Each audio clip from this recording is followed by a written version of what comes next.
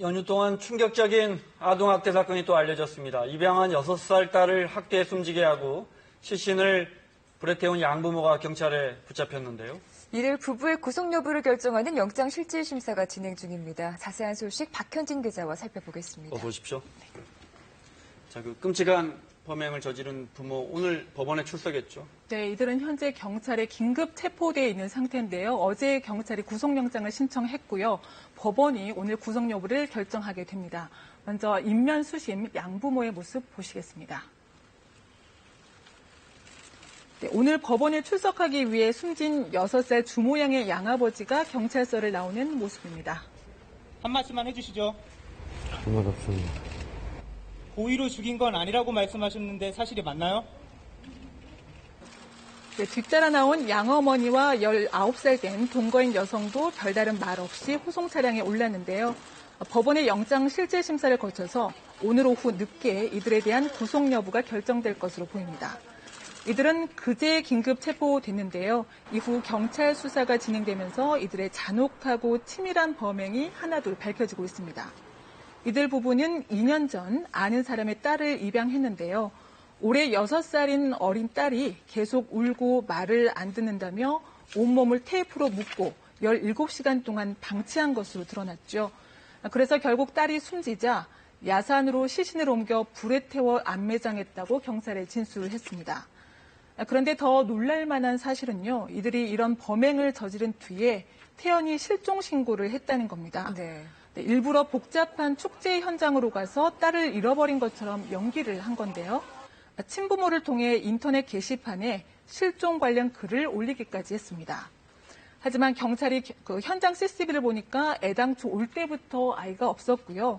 아무래도 이상했던 경찰이 아파트 CCTV 등을 확인하고 캐묻자 결국 범행 사실을 실토했습니다. 네. 얘기를 들어보니까 그동안 지속적으로 아이를 학대한 정황도 보이던데요. 주변 사람들도 알 정도로 누군가 도와줬더라면 얼마나 좋았을까요? 사실 그 부분이 가장 안타까운데요. 주변 사람들 말에 따르면 평소에도 이 집에서 아이를 혼내는 소리 같은 게 많이 들렸다고 해요. 그래서 주변 사람들이 사전에 좀 신고를 해줬더라면 어땠을까 하는 아쉬움이 남습니다. 네. 경찰 조사에서도요. 평소 양부모가 딸에게 벽을 보고 손을 들게 하거나 파리채로 때리고 또 테이프로 손과 발을 묶어놓는 등 주기적으로 학대한 것으로 드러났습니다. 또 아이의 몸에 평소 멍자국이 있었다는 증언도 나왔는데요. 추가적으로 꼭 밝혀져야 할 부분이죠. 그리고 6살이면 보통 유치원이나 어린이집 다니잖아요. 네. 그런데 이 아이의 경우 올해 초까지 어린이집을 다니다 그만뒀고요. 그 이후로는 지난 6월 28일 딱 하루 어린이집에 나왔다고 합니다. 그래서 어린이집 측이 여러 차례 양부모와 접촉을 시도했는데 아프다 이러면서 등원할 수 없다는 얘기만 전해 들었다고 합니다. 또 보통 시설을 통해서 공식 입양된 경우는 향후 1년간 관리를 받는데요. 이 아이의 경우는 아는 사람에게 그냥 맡긴 경우라서 가정 방문 같은 조치도 없었습니다. 그래서 이렇게 관리 사각지대에 방치된 사이 아이는 고통 속에서 끝내 죽음에 이르게 됐습니다. 양부모는 현재 사체, 손괴, 유기 등의 혐의는 인정하지만 살인 혐의에 대해서는 완강히 부인하고 있습니다. 그러니까 딸을 살해할 의도는 없었다는 건데요. 하지만 경찰은 살해의 고의성을 반드시 입증하겠다는 입장이고요. 또 추가 범행 동기를 확인하기 위해서 숨진 주양의 보험 가입 여부 등도 조사하고 있습니다. 다음 소식 보겠습니다. 시멘트 회사들이 건축 마감재로 쓰이는 인기 제품 가격을 담합해오다 적발됐네요. 네, 국내 시멘트 회사 3곳이 가격을 담합해 올리면서 건축 비용을 올렸고요. 그렇게 해서 소비자들이 결국 피해를 입게 된 건데요. 이번에 공정위에 적발된 시멘트 회사는 한일시멘트와 아세아, 성신양회 등 3곳입니다. 이들 회사는 건축 자재인 드라이몰탈 가격을 담합해오다 적발됐는데요. 드라이몰탈은 시멘트와 모래를 섞은 즉석 시멘트로 주택의 바닥과 벽면 마감재로 주로 쓰이는 자재입니다. 이들 회사는 지난 2007년 3월부터 6년 넘게 이 가격을 담합해온 것으로 공정위 조사 결과 드러났는데요. 세 업체는 일주일에 한 번씩 영업 담당자 등이 모여 가격 인상을 합의했고요. 또 그때마다 대리점에 가격 인상 공문을 발송해서 판매가를 같이 올려온 것으로 밝혀졌습니다. 이 때문에 실제로 지난 2007년 3만 6천 원이던 바닥 미장용 드라이몰탈의 톤당 가격은 2013년엔 4만 8천 원까지로 올랐습니다.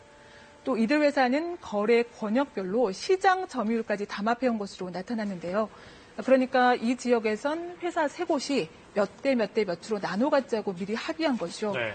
공정위는 이렇게 업체 간 점유율 담합이 일어나면서 해당 시장에서 가격과 품질 경쟁이 사실상 사라졌다고 설명했습니다. 공정위는 이들 시멘트 회사 3곳에 대해서 총 573억 원의 과징금을 부과하고 이들을 검찰에 고발하기로 했습니다. 네. 이재명 성남시장이 조사를 받기 위해서 출석했는데 어떤 혐의를 받고 있습니까? 네, 선거법 위반 등의 혐의인데요. 그러니까 이재명 시장이 지자체장으로 있으면서 SNS 등을 통해서 불법 선거운동을 했다는 겁니다. 보수 시민단체 등이 고소 고발한 사건들인데요. 네. 자, 지금 보시는 건 오늘 오전 검찰에 출석한 이재명 성남시장의 모습인데요. 발언 내용 먼저 들어보시죠. 전쟁을 시작하겠습니다. 터무니없는 고발을 이유로 소환 수사라는 강수를 두고 있습니다. 국가기관이 총동원된 감사, 수사, 먼지털이에 이어서 사소한 고발을 이유로 어떻게든 흠집을 내보려고 안쓰럽게도 안간힘을 쓰고 있습니다. 끝까지 의연하게 싸우겠습니다. 감사합니다. 네, 이 시장은 또 정치적 탄압을 목적으로 민선자치단체장을 소환한다면 대한민국은 정의가 없다고 주장하기도 했습니다. 이 시장이 소환된 성남지청 앞에는 이 시장의 지지자들이 나와서 구호를 외치기도 했는데요. 또 다른 한편에선 이 시장을 고소고발한 보수단체 관계자들도 시위를 벌였습니다. 현재 이재명 시장은요, 지자체장의 지위를 이용한 사전 선거운동 지시와 직권남용, 또 지난 2012년 대선 기간 SNS를 이용한 선거운동, 또 박근혜 대통령과 전 안기부에 대한 명예훼손 등의 혐의로 보수단체 등에 의해서 고소 고발돼 있는 상태입니다. 박현진 기자였습니다. 고맙습니다.